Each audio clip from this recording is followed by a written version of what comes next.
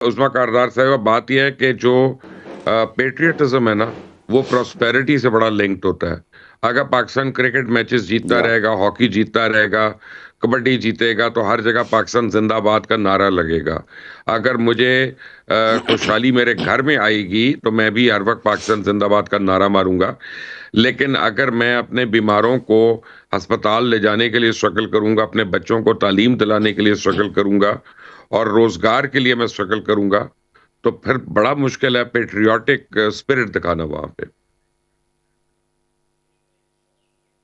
مبشر، آپ اپنی کانسٹیٹیوشن کو اگر دیکھیں تو یہ کیا ہے؟ کانسٹیٹیوشن فنڈامنٹل رائٹس کے متعلق ہے، اسپیشلی جو پہلے 25 آرٹیکل ہیں وہ تمام کہتے ہیں کہ جی right to education, right to health, right to food security, right to every thing.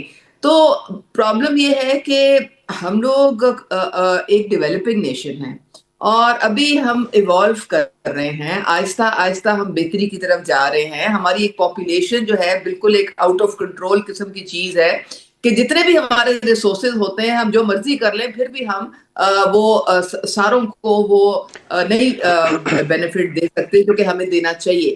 اور پھر یہ بھی آپ ذہن میں رکھیں کہ ہمارا پوری جو دنیا ہے اس میں 80% لوگ جو ہیں وہ ٹیکس دیتے ہیں. ہمارے یہاں پہ 23 کروڑ کی اگر آبادی ہے تو ٹیکس کتنے دیں گے؟ 23 لاکھ بھی نہیں دے رہے، اور وہ بھی صرف سیلری کلاس پہ پڑنا ہے بوجھ. تو آپ مجھے یہ بتائیں کہ یہ کیسے سسٹم چل سکتے ہیں؟ ہم لوگوں کو بہت ضروری ہے کہ ہم اپنے اداروں میں یار ریفارمز لے کے عثمان، آئیں، میری اور ایک بات لائے سنیں، جا رہے ٹھہر ہیں، جائیں ٹھہر آہستہ جائیں ٹھہر آہستہ ہم جائیں ٹھہر بہتری جائیں کی طرف بڑھ نہیں، رہے ایک ہیں. منٹ. میں اپنا ٹیکس دیتا ہوں، اور میں الحمدللہ ہر قسم کا ٹیکس دیتا ہوں. اور سچی بات یہ ہے کہ میں کنٹریبیوٹنگ سٹیزن ہوں. لیکن اور میں میکسیمم پرائس دے رہا ہوں بجلی کی. میرے گھر میں، میرے ذاتی گھر میں 17 گھنٹے بتی نہیں ہوتی، اور لیسکو والے کال تک نہیں اٹھاتے ہیں، کمپلینٹ نہیں رجسٹر کرتے. یہ کہانیاں مجھے نہ سنائیں ٹیکس والی. آپ لوگ ڈیلیور بھی کریں ٹیکس کے بدلے کچھ، یعنی ٹیکس کا پیسہ کتنا نہیں نہیں کھانا ہے آپ لوگوں مبشر، نے؟ دیکھیں ہم ٹیکس دیں، آپ بھی آپ لوگ ٹیکس دے برطانیہ رہے میں ہیں. اپنی جائیدادیں بنا لیں. نہیں، دیٹ از ناٹ آن. یہ کوئی طریقہ نہیں ہے. یعنی جتنا ہم ٹیکس آپ دیں بھی گے ٹیکس اتنا دے آپ رہے لوگ ہیں پلنا مبشر، پھولنا شروع ہو جاتے ہیں.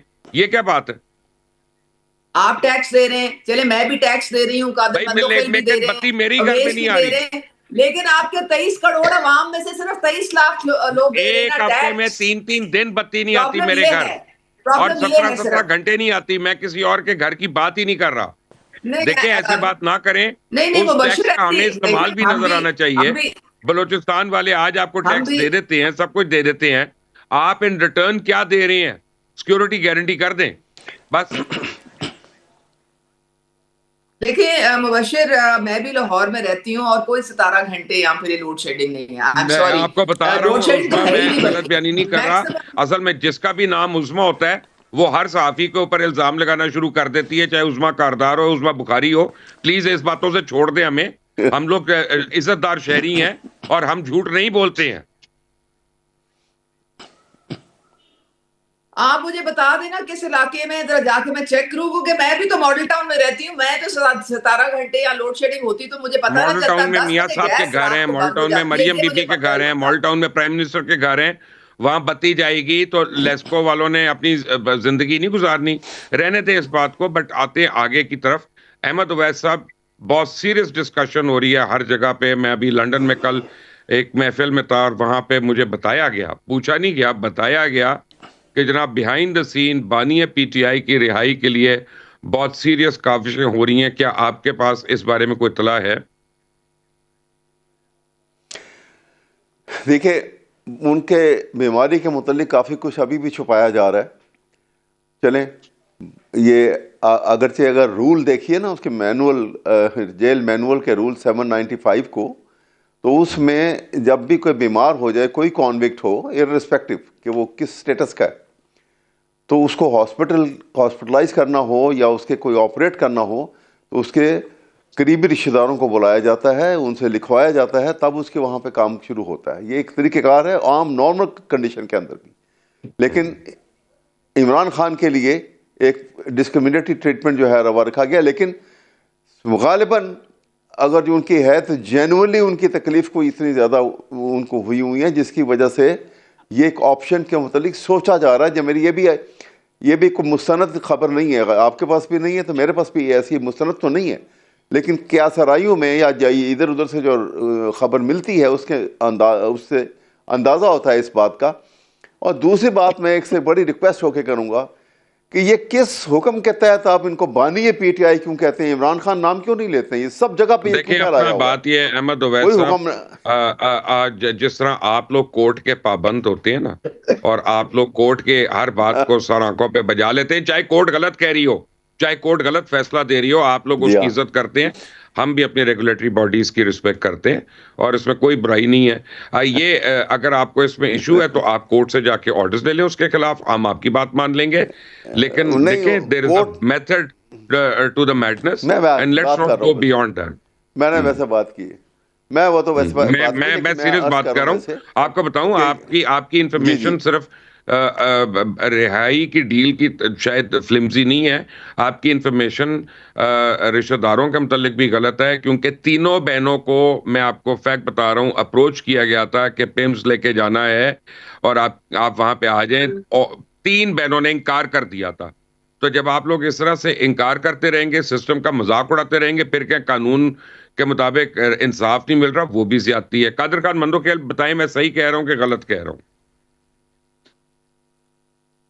دیکھیے مبشر صاحب, بات یہ جو آپ شروع کر رہے ہیں نا بانی پی ٹی آئی کا, سب سے پہلے تو میں اس فیصلے کو مانتا ہی نہیں. میں چاہے سپریم کورٹ کو, ہائی کورٹ کا, نہ اس فیصلے کو مانوں گا نہ اس کے پر عمل کروں گا.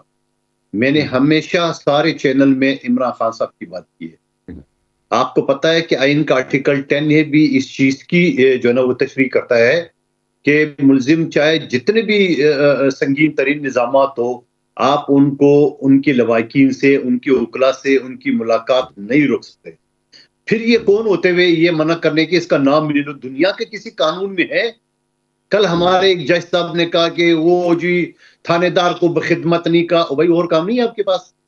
بخدمت تھانے دار نہیں کہنا ہے اور آپ نے مدعی کو فریادی نہیں کہنا ہے. وہ بھائی یہ کون سی چیزیں لے کے بیٹھ گئے آپ اپنے فیصلے کو دیکھ لیں. آپ کے پاس 50,000 زیادہ کیسز جو ہے نا 56,000 زیادہ کیسز سپریم کورٹ میں پینڈنگ ہے, لاکھوں کی تعداد میں ہائی کورٹ اور جوڈیشیوز میں ہے.